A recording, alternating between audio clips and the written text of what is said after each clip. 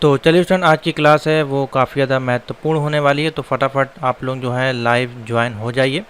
ठीक है, और ये जो इम्पोर्टेंट क्लास होगी ये हम आपके लिए लेके आए हैं M2R5 का चैप्टर नंबर, आप कह सकते हैं, मैं दिखा देता हूँ कौन सा है ये चैप्टर नंबर। ये 4 होगा बेसिकली।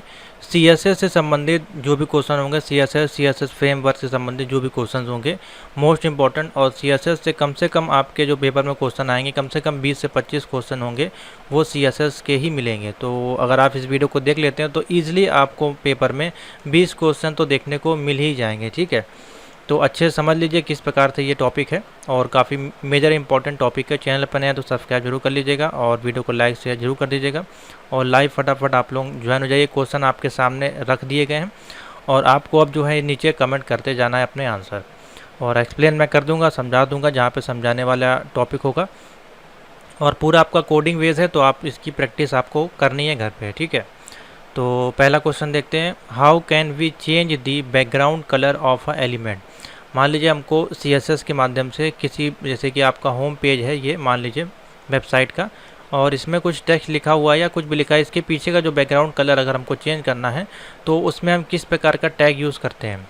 तो आपको ऑलरेडी बताया गया है, जब भी CSS HTML जावास्क्रिप्ट के क्वेश्चन आएंगे तो उसमें से आपका क्या पूछा जाएगा, टैग्स जो होते हैं वो ही सबसे ज़्यादा पूछे जाते हैं आपके, तो आपको टैग्स जो है वो पता होने चाहिए।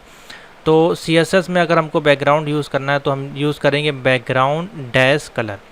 अधिकतर केसेस में जब भी CSS के कोई भी कोड लिखे जाएंगे तो आपको पता होना चाहिए, ये जो डैश आप देख रहे हैं, या तो इस डैश के साथ वैल्यू लिखी होगी कोई, या तो वो कलर हो सकता है, फॉन्ट हो सकता है, या कुछ भी हो सकता है। ठीक है, या फिर जैसा कि नीचे देखिए यहाँ पे बॉडी के साथ आपको डैश दिखाई दे रहा है ये, या तो इस प्रकार से लिखी होगी वैल्यू। ठीक है, या तो फिर आपका ये करली ब्रेसेस में कोई वैल्यू दी होगी। तो ये 3 चिन्ह के साथ आप पहचान सकते हैं कि ये जो वैल्यू है वो CSS से संबंधित आपकी पूछी जा रही है। ठीक है, तो आपके जो केस में यहाँ पे जो आंसर बनेगा वो बनेगा बैकग्राउंड डैश कलर। ठीक है, देखिए बाकी इसमें सिंपल सा खाली कलर लिख दिया है, बोथ लिख दिया है, और नन ऑफ दिस। तो बहुत ही सिंपल क्वेश्चन है। ठीक है, अगर इसको और डिफ़िकल्ट बनाता तो इसी में नीचे बैकग्राउंड और अंडरस्कोर कर सकता था, बैकग्राउंड और फॉरवर्ड स्लैश कर सकता था, थोड़ा सा फिर आपको डिफ़िकल्ट कर देता, लेकिन ये बहुत ही सिंपल क्वेश्चन है तो इसमें बैकग्राउंड डैश कलर हो जाएगा इसका राइट आंसर।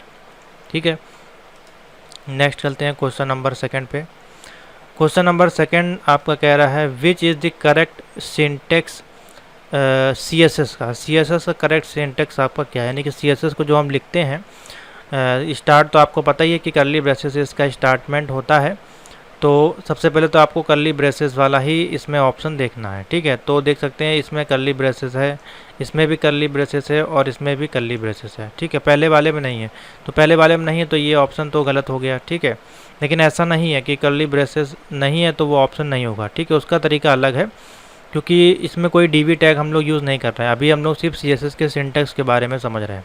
तो इसमें जो ऑप्शन बनेगा, सबसे पहले हमारे पास बॉडी, ठीक है, और ब्रैकेट के अंदर हमने कलर, और देखिए एक चिन्ह आपका ये भी आता है। ठीक है, एक चिन्ह आपका जो है सेमीकोलन आप कह सकते हैं इसको, एक चिन्ह ये भी इसमें जो है यूज़ होता है।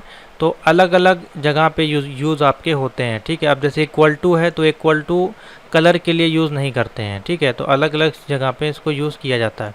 इसी प्रकार से अगर हम कुछ एग्जाम्पल देखें तो आप देखेंगे यहाँ पे, ये देख सकते हैं, जैसे कि यहाँ पे देखिए बैकग्राउंड डैश कलर और रेड लगा हुआ, देखिए यहाँ पे रेड कलर शो हो रहा है। ठीक है, ये आपके CSS की प्रॉपर्टी है। देखिए डिफ टैग का यूज़ किया गया, फिर यहाँ ब्रैकेट ओपन किया गया, और इसमें देखिए क्या क्या लगा हुआ, देखिए ये डॉट डॉट इस प्रकार से यहाँ पे आपको दिखाई दे रहा होगा, हाइट में, विड्थ में, पैडिंग में, ये सारी चीज़ें यूज़ होती हैं। ठीक है, तो इस प्रकार से जो है इसको लिखा जाता है। तो इसमें जो आपका राइट आंसर बन जाएगा वो कौन सा हो जाएगा, सेकंड वाला जो है वो सही ऑप्शन हो जाएगा। सेकंड वाला क्यों होगा वो भी आपको समझना है। देखिए यहाँ पे आपका इक्वल टू लिखा हुआ है। ठीक है, तो ये तो नहीं होगा। ठीक है, और अगर हम ये वाला देखें तो देखिए यहाँ पे इसने यहाँ पे भी सेमीकोलन लगा के रखा है इन दोनों में, और इसमें तो इक्वल टू है, तो जिस कारण से ये सारे ऑप्शन नहीं होंगे। हाँ, इस तरह से आप लिख सकते हैं, या तो आप इसका यूज़ कर सकते हैं या फिर इसका भी यूज़ कर सकते हैं। ठीक है, दोनों का यूज़ करके इसका आंसर आपको आउटपुट मिल जाएगा, तो बी वाला सही हो जाएगा। Number 3, how can we select an element with a specific ID in class. अब हमको कोई एलिमेंट सेलेक्ट करना है, आईडी है, कोई क्लास आईडी है, तो उसमें हम किससे सेलेक्ट करते हैं। तो देखिए मैं अगर आपको कोड पे ले चलता हूँ, देखते हैं यहाँ पे क्या कोई कोड में कोई क्लास आईडी अवेलेबल है। तो देखिए दो तरीके से क्लास आईडी यहाँ पे जो है डिनोट की जाती है। अब या तो आप क्लास के तरीके उसको डिफाइन कर लें या फिर आईडी की तरह, ठीक है। तो एक तरीका होता है हम ब्रैकेट से स्टार्ट करली ब्रेसेस से लिखते हैं, ठीक है, जैसे कि यहाँ पे करली ब्रेसेस है, ठीक है। और दूसरा तरीका होता है हम हैश के साथ जो है क्लास आईडी को डिनोट करते हैं। अब जैसे कि यहाँ पे आप देख सकते हैं ये जो आईडी डिनोट की गई है वो क्लास के साथ देखिए डिनोट की गई, यहाँ पे हैश टैग का यूज़ किया गया है, ठीक है। और देखिए डिव टैग यहाँ पे यूज़ किया गया है ये, लेकिन आपकी स्टाइल शीट नहीं है। स्टाइल शीट देखिए यहाँ से लेके आपकी यहाँ तक जो स्टाइल शीट आपकी बनाई गई है, ठीक है। तो इसमें जो ऑप्शन बन जाएगा देखिए कहीं पे भी आपका कर्ली ब्रेसेस तो दिया नहीं गया है और इनसे तो आपका होता नहीं है, तो ए वाला ऑप्शन है वो सही हो जाएगा, इससे आप आईडी बना सकते हैं, ठीक है। तो ऑप्शन हो जाएगा ए हैश टैग। उसके बाद है next question number 4, how can we select an element with a specific class in CSS। अगर हमको कोई एलिमेंट सेलेक्ट करना है विद स्पेसिफिक क्लास के साथ, तो देखिए उसके लिए हम यूज़ करते हैं। अब देखिए यहाँ पे 3 चीज़ें हैं यूज़ करने के लिए। क्वेश्चन नंबर 4 है, अगर हमको स्पेसिफिक कोई आईडी क्लास हमको सेलेक्ट करनी है तो हम क्या क्या यूज़ कर सकते हैं। सबसे पहला पॉइंट, एक डॉट के साथ उस आईडी को सेलेक्ट करें। जैसे मान लीजिए हमको जो काम करना है वो पैराग्राफ में करना है, तो हम लिखेंगे डॉट पैराग्राफ के साथ और उसके अंदर भी स्टाइल आईडी के ब्रैकेट के अंदर जो भी उसकी आईडी होगी वो लिख देंगे, ठीक है। या फिर हम हैश टैग का यूज़ कर सकते हैं। तो यहाँ पे स्पेसिफिक एलिमेंट के लिए देखिए वो क्वेश्चन सेम ही है, how can we select an element with a specific ID, ठीक है। आईडी पूछे तो हैश आएगा और क्लास जब पूछेगा तो ये वाला डॉट आएगा, ठीक है। तो यहाँ पे आपको समझना है, जब आईडी इन CSS पूछे तो हैश टैग का यूज़ होगा और क्लास इन CSS पूछे तो डॉट का यूज़ होगा। सेम स्पेसिफिक कोई भी टास्क देने, यानी कि हमको पैराग्राफ में करना है या किसी हेडिंग 1 में, हेडिंग 2 में, या फिर बैकग्राउंड में कहीं भी कलर वगैरह या कुछ बनाना है, तो इस प्रकार से स्पेसिफिक एक आईडी को हम लोग सेलेक्ट करते हैं। Question number 5, can negative value be allowed in padding property. तो जो हम लोग पैडिंग यूज़ करते हैं बेसिकली अपने वेब ब्राउज़र में, ठीक है, पैडिंग जो यूज़ करते हैं क्या उसमें नेगेटिव वैल्यू हम दे सकते हैं। तो यस या नो ऑप्शन बताएं। तो पैडिंग में जो है नेगेटिव वैल्यू को हम नहीं दे सकते हैं, ठीक है। तो ऑप्शन हो जाएगा नो। क्या हो जाएगा? नो। क्वेश्चन नंबर है 6, the CSS property use to specify the transparency of an element is. CSS property को जो हम यूज़ करते हैं तो क्या उसमें हम ट्रांसपेरेंसी एलिमेंट यूज़ कर सकते हैं, यानी कि ओपेसिटी या विजिबिलिटी या फिर फ़िल्टर। क्वेश्चन नंबर 6 है, बताएं क्या ऑप्शन होगा। तो इसमें जो ऑप्शन बन जाएगा transparency of element is opacity, option हो जाएगा ए वाला सही, ओपेसिटी, ठीक है। नेक्स्ट क्वेश्चन नंबर 7 पे आइए, how can we specify the spacing between each letter in a text in CSS। अगर मान लीजिए हम कोई लेटर को लिख रहे हैं, स्पेसिफिक लेटर लिख रहे हैं और उनके बीच में हम टेक्स्ट भी ले रहे हैं, ठीक है, each letter in a text, तो उसमें हम क्या यूज़ करेंगे, अल्फ़ा स्पेसिंग का यूज़ करेंगे या फिर लेटर डैश स्पेसिंग का या फिर करेक्टर डैश स्पेसिंग का या नन ऑफ दिस। तो हाउ कैन वी स्पेसिफाई करेंगे स्पेस, यानी कि 2 लेटर, यानी कि लेटर है या कोई टेक्स्ट के बीच में अगर हमको स्पेस देना है तो कैसे उसको डिफाइन करेंगे, लेटर डैश स्पेसिंग के साथ। क्या ऑप्शन बन जाएगा, लेटर डैश स्पेसिंग। तो बी वाला ऑप्शन है जो इसमें सही हो जाएगा। Next question number 8, question number 8 बोल रहा है, we can make rounded borders we can make rounded border around element using which CSS element. हमको राउंडेड बॉर्डर मान लीजिए लगाना है किसी एलिमेंट में, ठीक है, तो उसमें हम किस प्रकार से लगा सकते हैं, उसके लिए जो क्या टैग हम यूज़ करेंगे। तो देखिए बॉर्डर लिखा है, डैश कॉल स्पेस लिखा है, ठीक है, border dash round, border dash radius. तो जब भी हम CSS में बॉर्डर हमको अगर कहीं पे लगाना होता है तो 8th का देखिए ऑप्शन बनेगा यहाँ पे सी, बॉर्डर डैश रेडियस। क्या बन जाएगा? Border dash radius. तो 8th का जो ऑप्शन बन जाएगा आपका बॉर्डर डैश रेडियस। ठीक है, जो भी आपके सर्कल वाले आते हैं उसमें कभी राउंड या सर्कल का जो है बहुत कम यूज़ होता है, रेडियस इसमें यूज़ होते हैं। यानी कि आपकी जो मैथमेटिकली है एक्स वाई एक्सेस वाली जो आपने देखा होगा, अधिकतर उसी से संबंधित जो है यहाँ पे आपके जो ट्रिग्नोमेट्री वाले जो वर्ड्स होते हैं वही उसी पे ही ये टैग आपके काम करते हैं। ठीक है, तो हमेशा ये जरूर ध्यान रखिएगा, जब भी आपको सर्कल लिखा हो तो सर्कल पे ना टिक करके एक बार देख लीजिएगा रेडियस है या फिर राउंड है, या अलग अलग हैं वर्ड इसके यूज़ होते हैं। तो 8th का जो है इसमें ऑप्शन बन जाएगा सी वाला सही। क्वेश्चन नंबर 9 पे आ जाइए। Which of the following properties specify the look and design of N outline. ठीक है, तो कौन सी प्रॉपर्टी इसमें होती है जो स्पेसिफाइक होती है, स्पेसिफिक होती है लुक एंड डिज़ाइन के लिए इन आउटलाइन। ठीक है, आउटलाइन के लिए मान लीजिए कोई आउटलाइन हमको देनी है डिज़ाइन में, तो उसके लिए हम किसका यूज़ करेंगे, किस प्रॉपर्टी का यूज़ करेंगे? तो 9th में जो ऑप्शन बन जाएगा आउटलाइन डैश स्टाइल। हम लिख देंगे आउटलाइन और लिख देंगे डैश स्टाइल करके। तो आपका जो भी आप डिज़ाइन या आउटलाइन देना चाहते हैं उसके अंदर फिर स्टाइल के अंदर जो भी उसकी स्टाइल देना चाहते हैं आप दे सकते हैं। ठीक है, तो 9th का जो है ए ऑप्शन सही हो जाएगा। सिंपल आउटलाइन लिखेंगे तो वर्क नहीं करेगा, आउटलाइन डैश फॉन्ट लिखेंगे तो इस प्रकार से फॉन्ट नहीं लगेगा। ठीक है, तो ये दोनों ऑप्शन गलत हो जाएंगे। तो आउटलाइन डैश स्टाइल यानी कि ये आपकी प्रॉपर्टी किसकी है? आउटलाइन की प्रॉपर्टी है, तो ऑप्शन हो जाएगा ए वाला सही। प्रॉपर्टीज़ यहाँ पे जो है जैसे कि HTML है तो HTML हम लोग टैग्स बोलते हैं। ठीक है, क्या बोलते हैं? टैग्स। लेकिन जब हम यही CSS में इन्हीं टैग्स को बोलते हैं प्रॉपर्टीज़। क्या बोलते हैं? प्रॉपर्टी। ठीक है, तो ये आप कंफ्यूज ना हो जाएगा, प्रॉपर्टी और ये आपके टैग्स जो है वो एक ही चीज़ हैं, बस इसमें अलग अलग तरह से बोलते हैं। क्वेश्चन नंबर 10 है which of the following are valid CSS position property. Position हमको लगानी है। ठीक है, पोजीशन जैसे कि आपका ये वेब पेज है, अब इसमें हमको पोजीशन देने की ये जो वेबसाइट है वो स्टैटिक वेबसाइट होगी, यानी कि ये बिल्कुल भी मूवमेंट नहीं करेगी, या फिर ये फिक्स्ड वेबसाइट है। ठीक है, हमने जैसे कि यहाँ पे स्टेटस सॉरी आपका स्क्रॉल बार लगाया तो इसको जब ऊपर नीचे नहीं होना चाहिए, फिक्स्ड है एकदम। ठीक है, या फिर रेस्पॉन्सिव है, तो अलग अलग है। तो कौन सी इसमें जो है वैलिड प्रॉपर्टी है हमारे किसके लिए? पोजीशन के लिए। तो 10th का जो ऑप्शन बन जाएगा इसमें हम स्टैटिक भी कर सकते हैं, रिलेटिव भी कर सकते हैं और फिक्स्ड भी कर सकते हैं, यानी कि तीनों प्रॉपर्टीज़ हमारी पोजीशन के अंतर्गत आती हैं, इसलिए ऑप्शन हो जाएगा ऑल ऑफ द अबव। ठीक है, डी वाला ऑप्शन सही हो जाएगा। नेक्स्ट क्वेश्चन, नीचे आप लोग अपने आंसर प्लीज़ कमेंट करते रहा करें जिससे कि आप लोगों का प्रैक्टिस होता जाएगा मेरे बताने से पहले।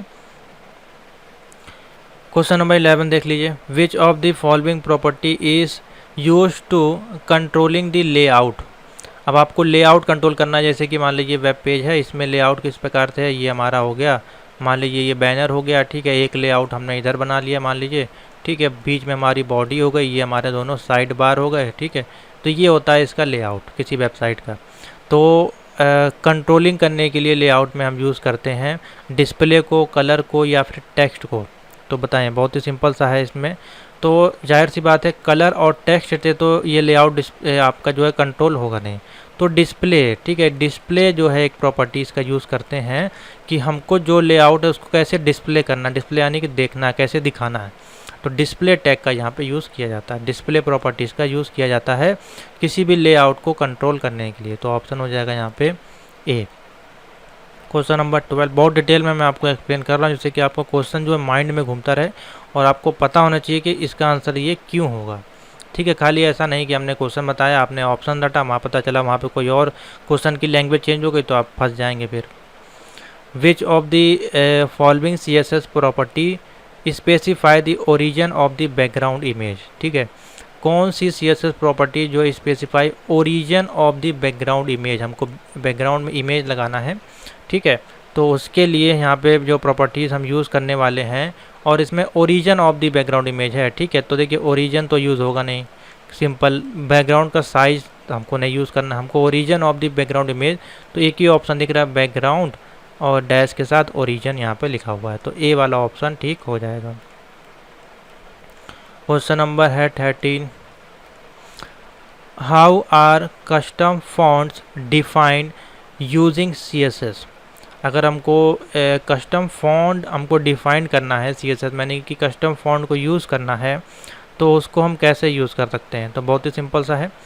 तो इसमें हम लिखते हैं, जैसे कि देखिए यहाँ पे क्या क्या टैग दिए गए। ए में ऑप्शन दिया @फेस फॉन्ट और रूल लिखा हुआ है। उसके बाद लिखा हुआ है custom font can not be defined, तो ये ऑप्शन गलत हो जाएगा, नन ऑफ दिस भी गलत हो जाएगा। अब यहाँ पे स्क्रीन SRC स्क्रीन टैग तो यूज़ करते हैं आपका इमेज वगैरह को सोर्स लेने के लिए, ठीक है, तो ये तो गलत हो जाएगा। तो डिफाइन करना है कस्टम फॉन्ट के लिए तो @फॉन्ट डैश फेस और रूल्स, तो ए वाला ऑप्शन जो है इसमें वो सही बन जाएगा, यानी कि 13 का ए वाला ऑप्शन ठीक हो जाएगा।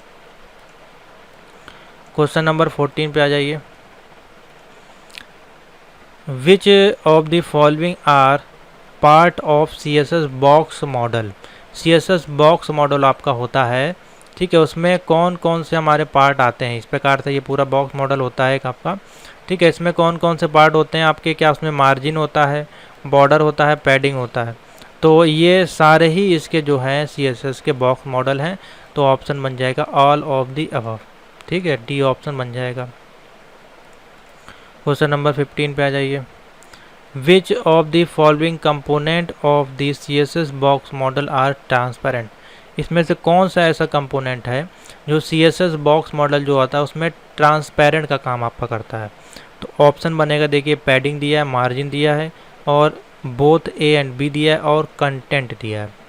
तो ट्रांसपेरेंसी करने के लिए हमको यूज़ करना पड़ेगा इसमें, या तो हम पैडिंग कर सकते हैं या फिर मार्जिन कर सकते हैं। तो दोनों ऑप्शन ठीक होगा, तो सी वाला ऑप्शन सही हो जाएगा, यानी कि बोथ A एंड B।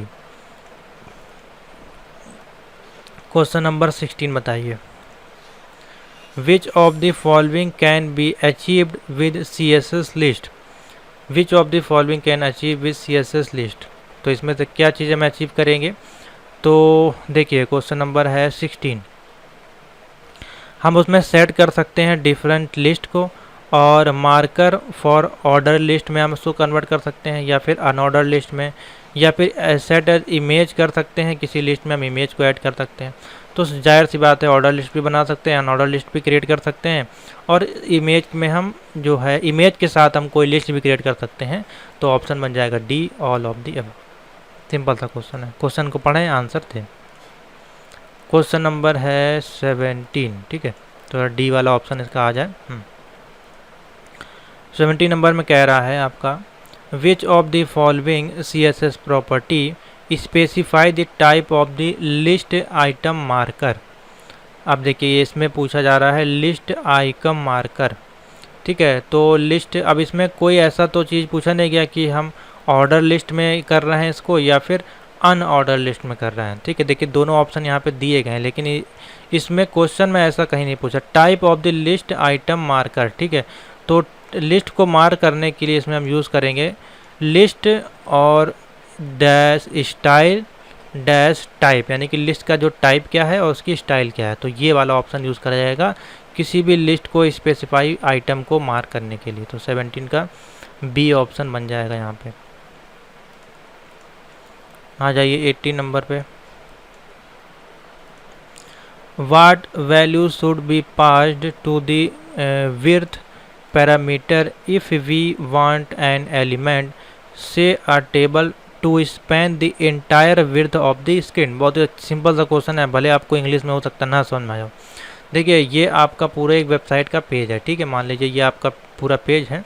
तो इसमें सिंपल सा बोला जा रहा है टेबल है इसमें, या फिर स्पैन या कुछ भी हमने लगाई है, तो इसका जो पूरा पैरामीटर्स होगा, इस विड्थ इसकी पूरी कितनी होगी, 0% या 50% या फिर 100%। बहुत सिंपल सा क्वेश्चन है ये। तो क्वेश्चन नंबर 18 जो इसका पूरी विड्थ होती है आपके किसी भी पेज की, और ये आपकी हो गई 50%, ठीक है। तो पूरी कितनी हो गई 100%। यहाँ पे एंटायर यहाँ पे लिखा हुआ है entire width of the screen. Entire width होती है आपकी 100% बोलते हैं इसको, ठीक है।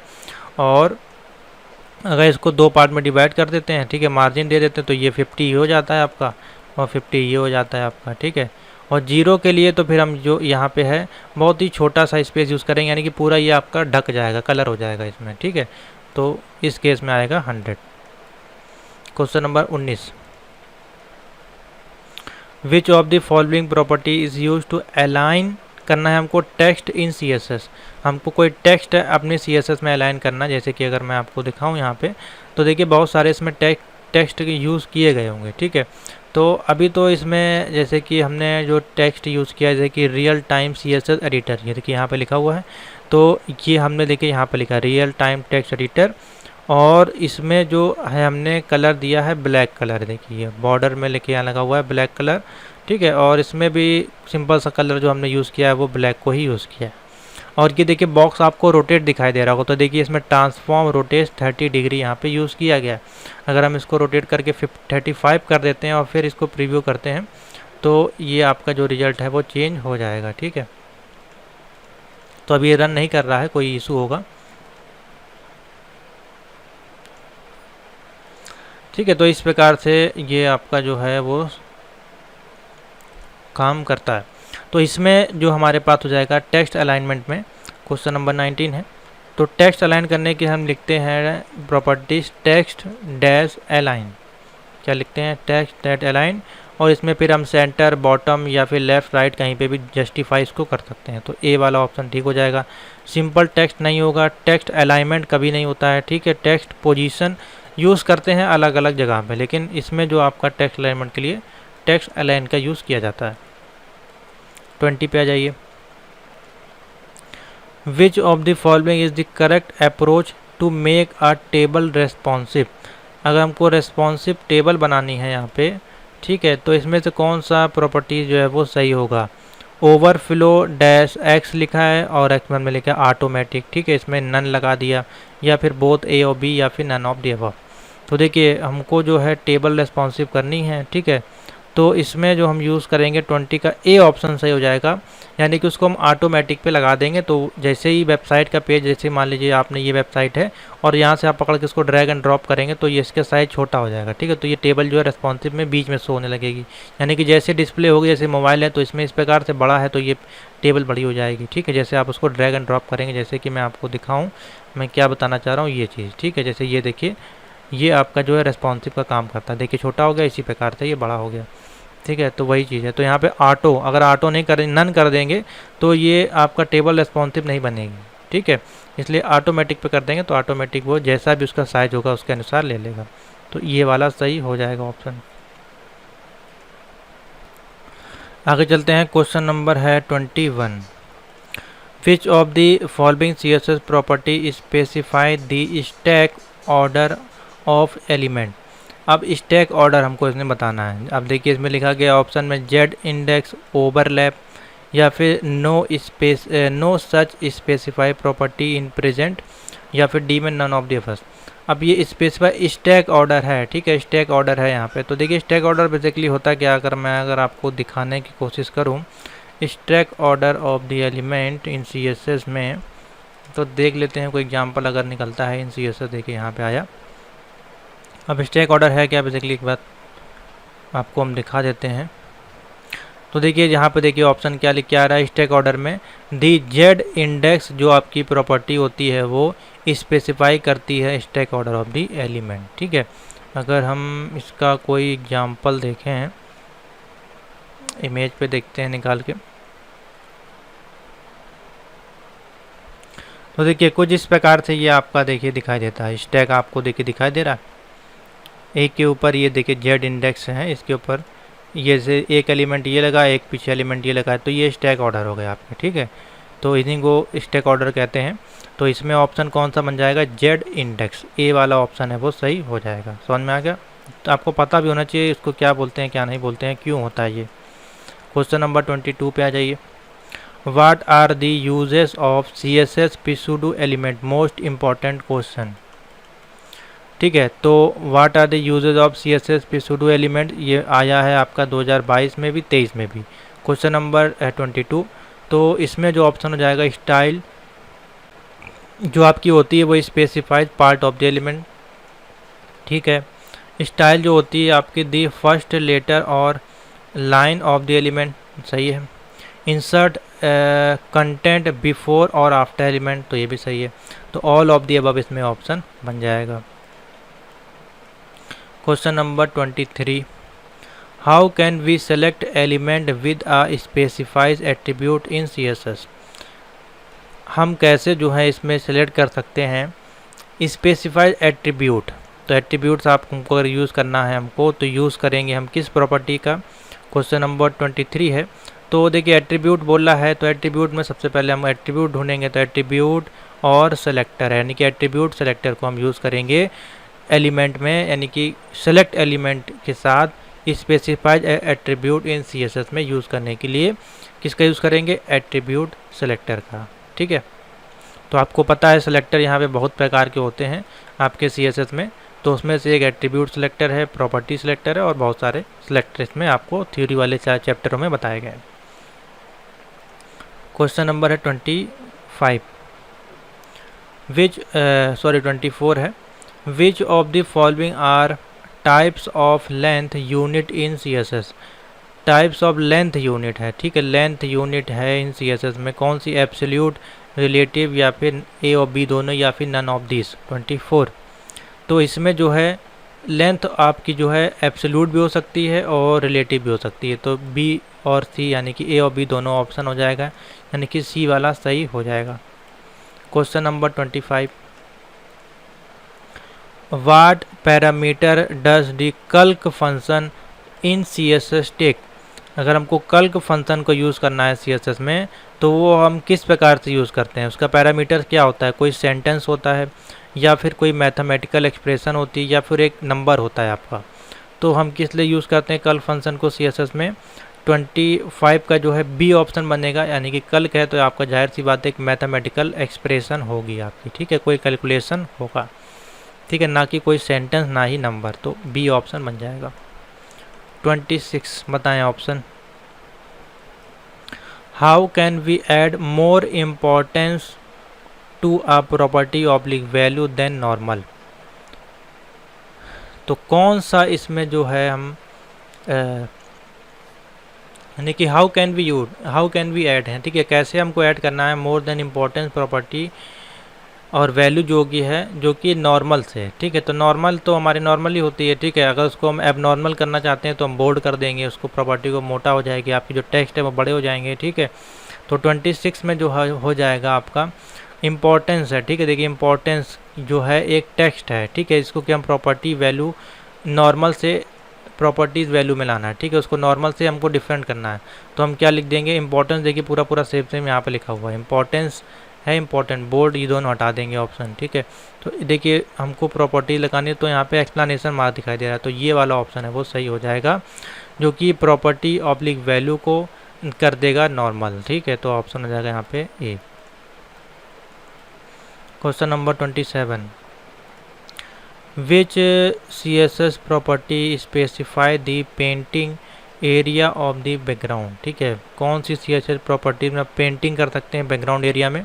बैकग्राउंड एरिया में हमको पेंटिंग करनी है, पेंटिंग यानी कि कोई कलर आपका हो गया, तो उसमें हम क्या यूज़ करेंगे, तो बैकग्राउंड डैश साइज दिया हुआ है, बैकग्राउंड डैश क्लिप दिया गया और बैकग्राउंड डैश इमेज दिया गया है।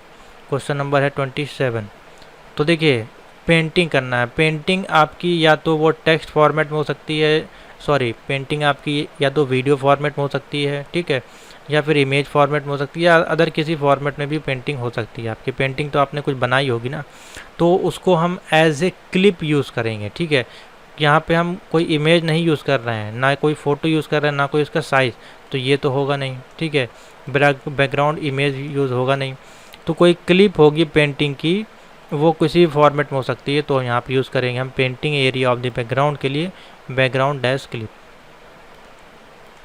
Question number 28, what are the different types of gradient in CSS, most important question. कितने प्रकार के आपके ग्रेडियंट होते हैं, लीनियर ग्रेडियंट, कोनिक ग्रेडियंट और रेडियल ग्रेडियंट। तो जाहिर सी बात है मेरे मान से इसमें जो है तीनों ही होते हैं, तो all of the above option बन जाएगा। 29, which CSS property is use to create an image reflection, कौन सा जो प्रॉपर्टी है वो आप जैसे मान लीजिए इसमें कोई इमेज है, तो इसमें वो इमेज आपकी इधर साइड या इधर साइड या किसी भी एरिया में वो रिफ्लेक्स कर रही है, उस इमेज को रिफ्लेक्ट कर रही है।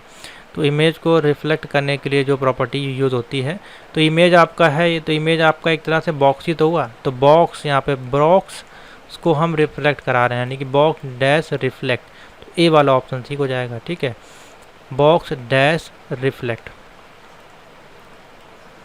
30 नंबर पे आ जाइए। क्वेश्चन नंबर 30 है the transparent keyword is equivalent to RGBA value in CSS, यानी कि ट्रांसपेरेंट कीवर्ड आपके जो है यहाँ पे किस RGB कीवर्ड वैल्यू के इक्विवेलेंट होता है। तो यहाँ बहुत ही सिंपल सा है ये भी क्वेश्चन। सी ऑप्शन बन जाएगा RGBA-0,0,0। ठीक है, तो सी वाला ऑप्शन ठीक हो जाएगा। 31 इम्पॉर्टेंट क्वेश्चन है। What function is used to insert value of a CSS variable? कौन सा फंक्शन हम इंसर्ट करेंगे CSS वेरिएबल में? ठीक है, तो 31 का ऑप्शन बन जाएगा VAR फंक्शन का। ठीक है, VAR फंक्शन का यूज़ करेंगे CSS वेरिएबल के लिए, तो ऑप्शन हो जाएगा ए। कई बार पूछा गया ये क्वेश्चन। 32 है what is the general syntax of writing the where function? आपको वेर फंक्शन को यूज़ करना है यहाँ पे, तो कैसे उसका सिंटेक्स लिखा जाता है। क्वेश्चन नंबर 33 है, हम लिखते हैं सबसे पहले लिखते हैं VAR वेर। ठीक है, ब्रैकेट में नेम और फिर कॉमा वैल्यू। ठीक है, इस प्रकार से लिखते हैं, तो ए वाला ऑप्शन है वो सही हो जाएगा। Question number 33 the CSS property use to control the element font size is. CSS property है कंट्रोल कर रही है फॉन्ट साइज को, तो फॉन्ट साइज को कंट्रोल करने के लिए CSS में कौन सी प्रॉपर्टी यूज़ करते हैं? तो ऑप्शन हो जाएगा फॉन्ट है भाई। फॉन्ट में हम अधिकतर क्या कंट्रोल करते हैं? फॉन्ट का साइज ही तो कंट्रोल करेंगे। ठीक है, तो फॉन्ट का साइज के लिए लिखेंगे फॉन्ट डैश साइज। ठीक है, अब देखिए टेक्स्ट है, टेक्स्ट अलग चीज़ हो जाता है, फॉन्ट अलग चीज़ हो जाता है। ठीक है, तो ऑप्शन यहाँ पे चेंज हो जाएगा। इसमें हाँ, ये चारों ऑप्शन दिए गए हैं इसी में। The HTML attribute use to define the internal style sheet. अब देखिए अच्छा क्वेश्चन आया। अब देखिए CSS भी आपकी जो है अलग अलग प्रकार की होती है, एक इन लाइन होती है। ठीक है, आपकी एक आउटलाइन और एक आपकी इंटरनल, इस प्रकार से CSS होती हैं अलग अलग प्रकार की। तो डिफाइन करना आपको इंटरनल के लिए हम किस प्रकार से CSS को यूज़ करते हैं, किस प्रकार से लिखते हैं। तो इंटरनल के लिए देखिए 34 का जो ऑप्शन बन जाएगा इस प्रकार से, इंटरनल CSS को यूज़ करना है तो इस प्रकार से हम लिखेंगे। ठीक है, नीचे जाके इसको हम यहाँ से क्लोज कर देंगे। ठीक है, अगर इंटरनल नहीं है, अगर हम रेफरल लिंक दे रहे हैं तो फिर हम href लिंक वगैरह लगा के भी style.css_.css इस प्रकार से लिखते हैं, तो ये आपकी एक्सटर्नल CSS हो जाती है। अब जैसे कि यहाँ पर जो एग्जांपल हमने आपको दिखाया था, ये आपका जो एग्जांपल है देखिए कौन सा CSS का है, यही वाला जो इसमें पूछा गया है, इंटरनल CSS। ठीक है, इंटरनल नहीं होता तो अलग से हम उसकी फ़ाइल को सेव करते हैं, फिर रेफरल लिंक उसका देते हैं, तो इसमें ऑप्शन बन जाएगा ये वाला सही। अब देखिए स्क्रिप्ट नहीं होगा, स्टाइल भी नहीं होगा और लिंक भी नहीं होगा, ए वाला ऑप्शन होगा। या तो देखिए ऑप्शन इस प्रकार से लिखा होता है या फिर इस प्रकार से मान लीजिए लिखा होता है स्टाइल, और इसका जो क्लोजिंग पैटर्न है वो भी इस प्रकार से मान लीजिए ऑप्शन में दिया होता पहले वाले में, तो यही वाला ऑप्शन आप टिक करते हैं। चलिए क्वेश्चन नंबर आते हैं 35 पे। क्वेश्चन नंबर 35 है which of the following is the correct syntax to make the background colour of the paragraph element to yellow. अब येलो कलर का, जैसे मान लो कोई पैराग्राफ आपने लिखा, मान लो यही पैराग्राफ है, तो इसको हमको येलो कलर का करना है अपने बैकग्राउंड में, तो कैसे करेंगे? तो देखिए सिंपल सी प्रॉपर्टीज है, जैसे कि यहाँ पे देखिए बैकग्राउंड में कोई कलर नहीं दिया गया है। ठीक है, आप देख सकते हैं बैकग्राउंड यहाँ पे जो इसका बाय डिफ़ॉल्ट कलर होता है वो ब्लैक है। अब इसी में अगर आपको चेंज करना है तो आप यहाँ पे जो है इसका कलर जो है वो चेंज कर सकते हैं। ठीक है, उसकी जो प्रॉपर्टी होगी वो किस प्रकार से लिखी जाएगी, देखिए यहाँ पे दी गई है, तो लिखेंगे हम पैराग्राफ या बैकग्राउंड डैश कलर येलो, इस प्रकार से लिखेंगे, या फिर पैराग्राफ बैकग्राउंड कलर और हैश के साथ येलो, या फिर ऑल बैकग्राउंड कलर येलो। ठीक है, या फिर all paragraph background colour yellow. बताइए चारों में से कौन सा ऑप्शन सही होगा? तो देखिए कभी भी इस प्रकार से नहीं यूज़ किया जाता है, ऑल शब्द का यूज़ नहीं किया जाता, तो ये दोनों ऑप्शन आप पहले काट दीजिए। ठीक है, अब अभी मैंने आपको सिंटेक्स बताया था ऊपर, पहले या दूसरे क्वेश्चन में सिंटेक्स आपका आया था। तो सिंटेक्स आपका सिंपल सा होता है, सबसे पहले पैराग्राफ, फिर उसका ब्रैकेट में लगा के बैकग्राउंड कर्ली ब्रेसेस में और डैश के साथ कलर, ठीक है। फिर हमने आपको बताया था इस प्रकार से या फिर इस प्रकार से आप यूज़ कर सकते हैं, और येलो, और यहाँ पे इसको क्लोज कर दिया, ठीक है। नीचे वाले में देखिए यहाँ पे हैश लगा दिया गया है, ठीक है। हैश तब यूज़ किया जाता है जब कोई कलर का कोड आप लिख रहे हैं। यहाँ पे तो पूरा पूरा येलो लिख ही रहे हैं, तो इसमें हैश की क्या ज़रूरत है, जिस कारण से ये गलत हो जाएगा। बाकी ये भी सही है, बस यहाँ पे हैश की वजह से येलो का कलर वो प्रिंट नहीं होगा, ठीक है। तो ये वाला ऑप्शन जो है सही हो जाएगा, ए वाला। क्वेश्चन नंबर है 36। Which of the following is the correct syntax to display the hyperlinks without any underline? तो करेक्ट सिंटेक्स आपको बताना है जो कि डिस्प्ले करेगा आपका हाइपरलिंक विदाउट अंडरलाइन, ठीक है। जैसे कि हाइपरलिंक क्या होता है, जैसे कि मान लीजिए हमने लिखा है यहाँ पे google.com, ठीक है, और हमको इस लिंक को हाइपर कराना है, ठीक है। तो जैसे हम इस लिंक पे जाएंगे तो ये इसका पेज है वो ओपन हो जाएगा, लेकिन यहाँ पे जो बोला जा रहा है वो डिस्प्ले करना है आपको हाइप विदाउट एनी अंडरलाइन, यानी कि उसमें अंडरलाइन नहीं यहाँ पे आनी चाहिए। तो हमको अगर अंडरलाइन नहीं चाहिए तो 36 का जो ऑप्शन बन जाएगा। जब भी हमको कोई चीज़ नहीं चाहिए होती है, हमको नहीं अप्लाई करनी होती है, तो उसका एक सिंटेक्स होता है आपका CSS में, नन सिंटेक्स। तो देखिए नन, नॉट और नो का यूज़ नहीं करते हैं, ठीक है, हमेशा नन का यूज़ करते हैं। तो देखिए सी में ऑप्शन में नन दिया गया, बाकी में कहीं नन नहीं दिया गया, तो ये ऑप्शन गलत हो जाएंगे। 36 का सी ऑप्शन बन जाएगा, यानी कि हमको टेक्स्ट का जो भी डेकोरेशन है, ये आपका हाइपरलिंक क्या डेकोरेशन में ही आएगा, ठीक है। तो उसमें हम क्या चाहते हैं, नन, कोई भी डेकोरेशन नहीं चाहते हैं। ये मोस्ट इंपॉर्टेंट क्वेश्चन है, व्हाट इज CSS। CSS आपका क्या होता है, तो जब भी थ्योरी टाइप का क्वेश्चन पूछे कि क्या होता है, ठीक है, क्या इसके एडवांटेज डिसएडवांटेज, तो उस केसेस में अधिकतर जो है ऑल ऑफ दी मेंशन ही होता है, ठीक है। तो CSS is a style sheet language है, बिल्कुल सही है। CSS is design to separate the presentation and content including layout, colour and font, ये भी ठीक है।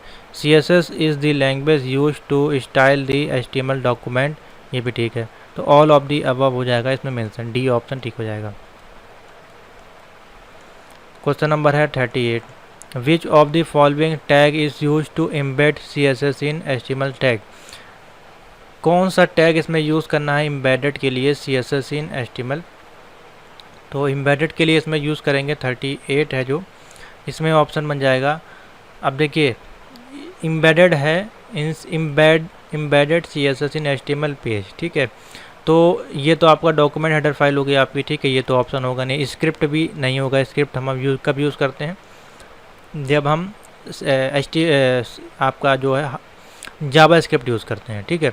और खाली CSS तो कोई आपकी एम्बेडेड है ही नहीं, ठीक है। तो एम्बेडेड मतलब होता है बेसिकली जो आपका इंटरनल और एक्सटर्नल CSS यूज़ करते हैं, उसका फॉर्मेट क्या है यहाँ।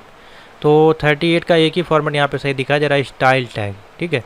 तो ऊपर कर लेते हैं थोड़ा सा, तो इसमें देखिए स्टाइल टैग दिया गया, यही वाला आपका जो एम्बेडेड के लिए यूज़ किया जाएगा, तो ऑप्शन बन जाएगा डी। क्वेश्चन नंबर है 39। Which of the following CSS selector are use to specify a group of element. अब स्पेसिफाई ग्रुप ऑफ एलिमेंट इसमें यूज़ कर सकते हैं। देखिए टैग्स होते हैं आपके, ठीक है, ID होती हैं जो कि अभी ऊपर मैंने आपको बताया, क्लास होती हैं जो कि स्पेसिफाइज हम यूज़ करते हैं डॉट के साथ, ठीक है, हैश के साथ, ब्रैकेट के साथ, ये सारी चीज़ के साथ सेपरेट करते हैं। तो 39 है इसमें बोला जा रहा है CSS selector are use to specify group of element. तो ग्रुप ऑफ एलिमेंट के लिए हम यूज़ करते हैं क्लास को, ठीक है। तो सी वाला ऑप्शन इसमें सही हो जाएगा। अगर ग्रुप नहीं होता सिंगल किसी ID, तो फिर ID का यूज़ कर लेते हैं यहाँ पे, ठीक है। तो ऑप्शन हो जाएगा 39 का सी।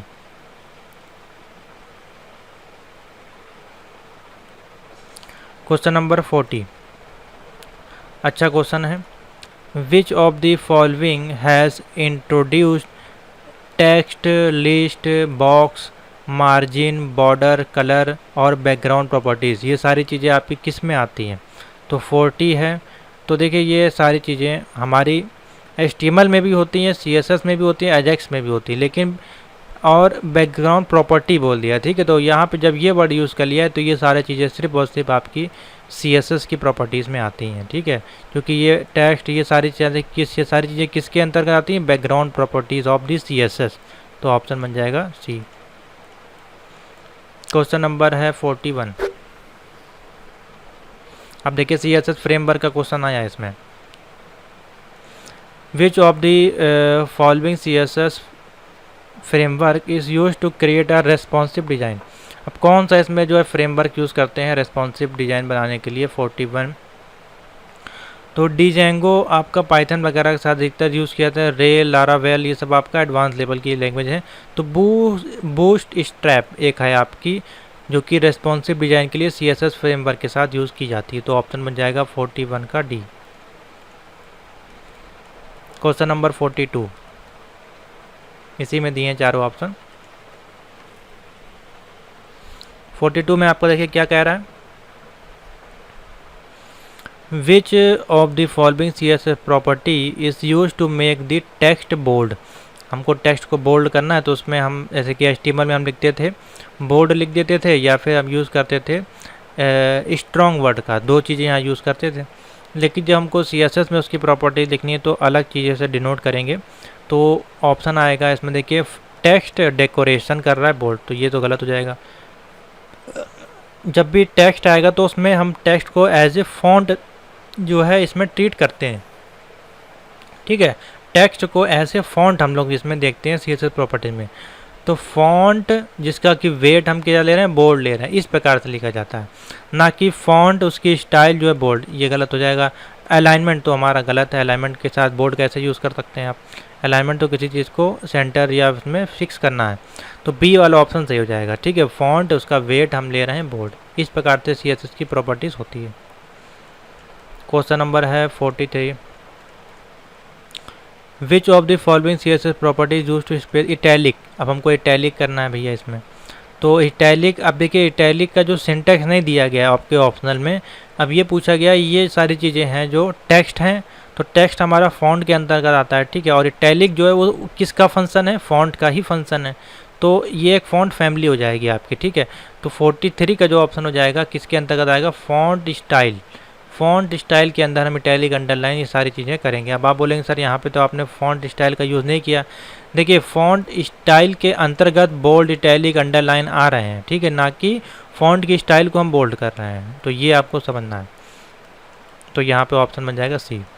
क्वेश्चन नंबर है 44, अच्छा क्वेश्चन है। Which of the following are CSS extension आपको बतानी है जो कि प्री फिक्सेस और वेब किट के लिए यूज़ की जाती है। 44 नंबर है। तो वेब किट है, तो वेब किट के लिए डैश और वेब किट का यूज़ किया जाता है। तो ऑप्शन बन जाएगा डी वाला सही, ये खास इंपॉर्टेंट नहीं है। क्वेश्चन नंबर है 45, which of the following is the first CSS specification to become an official W3C recommendation. इसमें से कौन सी CSS की लेवल है जो कि बिकम ऑफिशियल होती है, W3 जो उसको रिकमेंडेशन करता है। 45 का है इसमें ऑप्शन। तो सी वाला ऑप्शन से हो जाएगा CSS level 1। CSS level 1 most important नहीं है, आया नहीं है को बार, लेकिन नया क्वेश्चन है तो आप लोग तैयार जरूर करें। 46 अच्छा क्वेश्चन है। Which of the following CSS property can be use to set the image as a border inside the border style. कोई इमेज है इस प्रकार से आपका है, तो इसमें इमेज ऐसे बॉर्डर हम यूज़ कर रहे हैं इमेज स्टाइल में, तो उसमें हम जो टैग यूज़ करने वाले हैं वो क्या यूज़ होगा। क्वेश्चन नंबर है 46, तो सी ऑप्शन इसमें सही हो जाएगा, यानी कि बॉर्डर लेंगे पहले, उस पर इमेज और उसका सोर्स, ठीक है, तो ये वाला ऑप्शन ठीक हो जाएगा। नेक्स्ट 47 पे आ जाइए। Which of the following is the correct way to apply CSS को अप्लाई करने के लिए हम किस तरीके से उसको अप्लाई कर सकते हैं, जैसे कि मैंने बताया इंटरनल, एक्सटर्नल, ठीक है, और एक और तरीका आपका है, लेकिन आपका जो यहाँ पूछा गया है वो क्या है, इन एक्सटर्नल CSS फाइल, तो सही है बिल्कुल। इनसाइड दी HTML हेडर सही है, ये भी बिल्कुल आपका ठीक है, और उसके बाद इनसाइड दी हेड सेक्शन में इसमें भी यूज़ कर सकते हैं, तो सभी तरह से यूज़ कर सकते हैं, तो all of the above option बन जाएगा, ठीक है। क्वेश्चन नंबर है 48 में बोल रहा है which of the following is not a property of CSS box. CSS box की इसमें प्रॉपर्टी कौन सी नहीं है? क्या CSS बॉक्स में मार्जिन का यूज़ कर सकते हैं कि नहीं? 48 नहीं कर सकते हैं। ठीक है, नहीं पूछ रहा कौन सी प्रॉपर्टी नहीं है, कौन सी है वो आपको बतानी है। तो देखिए बॉक्स है, उसमें मार्जिन, विड्थ और हाइट नहीं होती है। ठीक है, कौन सा ऑप्शन होता है? बॉक्स में हम कलर को यूज़ कर सकते हैं। तो कौन सी नहीं है बेसिकली पूछा गया है। और सॉरी, तो मार्जिन तो आपका होगा बॉक्स में, विड्थ और हाइट भी होगा। ठीक है, ये बॉक्स है आपका इस प्रकार से। इसकी जो प्रॉपर्टी नहीं है, कलर प्रॉपर्टी इसमें नहीं होती है। ठीक है, बॉक्स के अंदर कोई चीज़ हम कलर नहीं फिल कर सकते। हाँ, फिल करना है तो उसके लिए फिर हम फ्रेम्स वगैरह या फिर कोई शेप वगैरह रेक्टेंगल हो गया आपका, या फिर हम बॉडी के अंदर कोई डिज़ाइन देंगे, उसके अंदर टेबल के अंदर फिल करेंगे कलर को। ठीक है, बॉक्स जो है इसकी CSS की प्रॉपर्टी नहीं है। तो 48 का ऑप्शन हो जाएगा बी। 49 देखिए अच्छा क्वेश्चन है, थोड़ा सा बड़ा क्वेश्चन है। 49 है बेसिकली जो क्वेश्चन, देख लेते हैं। बेसिकली मेरे अनुमान से ही तो इम्पोर्टेंट ज़्यादा नहीं लग रहा है, तो इसको हम छोड़ देते हैं। ठीक है, 49 को हम छुड़वा देते हैं। वो 50 नंबर पे आते हैं डायरेक्ट। 50 नंबर है, which of the following CSS property use to set the colour of the text. अगर हमको टेक्स्ट में कलर को यूज़ करना है तो उसमें प्रॉपर्टी हो जाएगी हमारे पास 50 का D कलर यूज़ करेंगे। ठीक है, COLOR। Question number 51, which of the following CSS property use to set the colour of the text. तो इसमें ऑप्शन हो जाएगा 51 का D, सॉरी क्वेश्चन नंबर 51 का बी ऑप्शन हो जाएगा।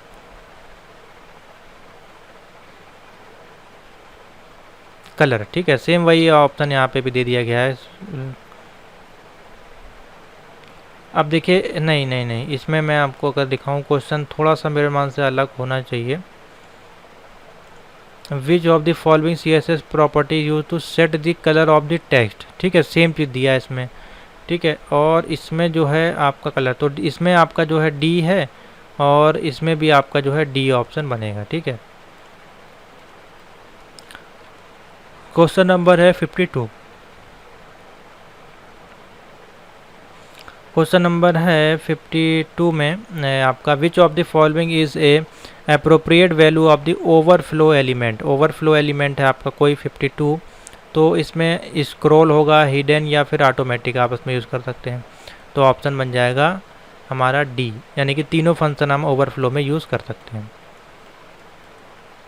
क्वेश्चन नंबर 53 है, which of the following CSS properties use to specify table border. हमको टेबल बॉर्डर लगाना है CSS में, तो क्या प्रॉपर्टी यूज़ करेंगे? 53 का जो ऑप्शन हो जाएगा C वाला ऑप्शन से जाएगा, यानी कि बॉर्डर प्रॉपर्टी लिखेंगे, बॉर्डर। ठीक है, ना कि टेबल डैश बॉर्डर। तो स्टूडेंट आगे चलते हैं। क्वेश्चन नंबर है 54, which of the following CSS property define the space between cell in table. अगर हमको स्पेस लगाना है बिटवीन टेबल पे, तो हम किस CSS प्रॉपर्टी का यूज़ करेंगे इसमें? तो ये तो मैंने आपको शायद अभी बता ही दिया है। क्वेश्चन नंबर है 54। 54 का ए हो जाएगा बॉर्डर स्पेस शेपिंग। ठीक है, border space spacing. Question number है 55, which of the following CSS 3 property है। ठीक है, can be allowed to allow line break within word. अगर हमको लाइन ब्रेक करनी है तो उसके लिए हम किस टैग का यूज़ करेंगे? 55 का है जो D ऑप्शन बनेगा, वर्ड लिखेंगे और डैश ब्रेक। ठीक है, लाइन ब्रेक करने के लिए अब लाइन ब्रेक का यूज़ नहीं करेंगे, ये ऑप्शन पर टिक कर दीजिएगा। लाइन को ऐसे वर्ड यहाँ पे काउंट किया जाता है CSS प्रॉपर्टीज़ में, तो word dash break, D option tick होगा। क्वेश्चन नंबर 56 है, in CSS H1 can be called a. H1 आपका जो हेडिंग होती है उसको हम CSS प्रॉपर्टी में क्या कहते हैं? उसको हम बोलते हैं सेलेक्टर। क्या बोलते हैं? सेलेक्टर। H1 यहाँ पे क्या है? सेलेक्टर। क्वेश्चन नंबर है 57। 57 में इन CSS कलर आपका दिया हुआ है रेड, और कैन बी कॉल्ड, इसको हम क्या कह सकते हैं? तो 57 है, इसको हम लोग बोलेंगे डिक्लेरेशन। ठीक है, क्योंकि हमने देखिए कलर लिखा है, उसके साथ हमने डिक्लेरेशन दिया है यहाँ पे, इसको डिक्लेरेशन का टैग बोल सकते हैं आप, कि हमने रेड कलर को यहाँ पे अप्लाई किया है। तो ऑप्शन हो जाएगा C। क्वेश्चन नंबर 58 है, in CSS font size can be called. Font size हमारा जो है, फॉन्ट साइज ये हमारा क्या कहलाता है? 58 का हो जाएगा D ऑप्शन, प्रॉपर्टी नेम। क्या हो जाएगा? Property name. ठीक है, क्वेश्चन नंबर है 59। क्वेश्चन नंबर 59 है which one of this is not appropriate value of the font variant property. इसमें से कौन सी फॉन्ट वेरिएंट प्रॉपर्टी नहीं है, तो 59 का जो जाएगा लार्ज कैप्स जो है आपकी फॉन्ट की प्रॉपर्टी नहीं है। ठीक है, उसमें लार्ज नहीं होता, स्मॉल होता है, डिफ़ॉल्ट और इनहेरिटेंस। ठीक है, आंसर देखिए इसमें लिखा हुआ है। ठीक है, तो यहीं तक के क्वेश्चन रखते हैं। 59 क्वेश्चन मैंने करीब आपको करा दिए। एक क्वेश्चन और देख लेते हैं, 60 क्वेश्चन हो जाएंगे आपके। Which value is slighted border weight than the standard bold in the font attribute. ठीक है, अब देखिए यहाँ पे सिंपल समझे, पहले कौन सी वैल्यू होगी हमारे स्लाइटेड बॉर्डर वेट के लिए, जो कि उसका स्टैंडर्ड फॉर्म क्या होगा, जैसे कि बोल्ड है। ठीक है, कोई फॉन्ट है तो उसको हम किस प्रकार से देखेंगे, डार्क कर देंगे उसको, या फिर लाइटर कर देंगे, लाइट या एम्फेसाइज। तो 60 का जो ऑप्शन बन जाएगा डार्क हो जाएगा। ऑप्शन क्या हो जाएगा, बोल्ड के रूप में हम इसको डार्क कर देंगे। ठीक है, तो ये हैं आपके 60 मोस्ट इंपॉर्टेंट क्वेश्चन जो CSS में बार बार पूछे जाते हैं। एक क्वेश्चन और नीचे होगा, देखिए मैं इसमें अगर आपको दिखाने की कोशिश करूं, क्वेश्चन नंबर 1 होगा, देखिए इसमें what is the full form of CSS। ये कॉमन क्वेश्चन है तो इसको जरूर देख लीजिए, कास्केडिंग स्टाइल शीट। ठीक है, तो ए वाला ऑप्शन इसमें सही हो जाएगा, कास्केडिंग स्टाइल शीट्स। ठीक है, तो ये है आपका CSS के कुछ मोस्ट इंपॉर्टेंट क्वेश्चन जो मैंने आज आपको कवर करा दिए हैं। आशा करते हैं ये लाइव क्लास आपको अच्छी लगी होगी और आपने सही आंसर भी दिए होंगे। तो कितने आपको मिले हैं कमेंट करके ज़रूर बताइएगा। तो नेक्स्ट क्लासेस जो होंगी हमारी M2 की, उसमें हम आपका जावा स्क्रिप्ट जो है उसको कंप्लीट कर देंगे, और जो एंगुलर JS है, दोनों को साथ में ही लेके हम कंप्लीट कर देंगे। तो हमारी लगभग सारी इंपॉर्टेंट क्लासेस हो जाएंगी। बाकी सारी क्लासेस प्लेलिस्ट में अवेलेबल हैं। तो थैंक यू फॉर वॉचिंग।